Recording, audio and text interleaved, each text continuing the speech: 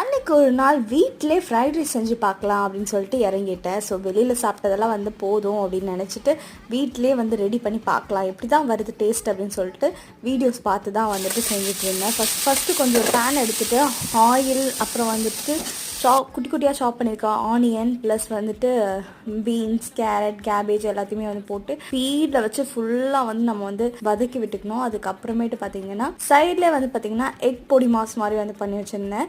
So அதுக்கப்புறம் பார்த்தீங்கன்னா egg பொடி மாஸும் உள்ளே வந்து ஆட் பண்ணிவிட்டு கொஞ்சம் வந்து சால்ட் ஆட் பண்ணிவிட்டு கொஞ்சம் பெப்பர் தூள் ஆட் பண்ணிவிட்டு அதுக்கப்புறமேட்டு வந்து சோயா சாஸ், அப்புறம் வந்து சில்லி சாஸ் எல்லாமே வந்து ஆட் பண்ணிவிட்டு ஃபுல்லாக மிக்ஸ் பண்ண போகிறோம். ஸோ ரைஸையும் ஆட் பண்ணிவிட்டு கொஞ்ச நேரம் வந்து நம்ம சிம்மில் வச்சுருந்தோம்னா வேலை முடிஞ்சு.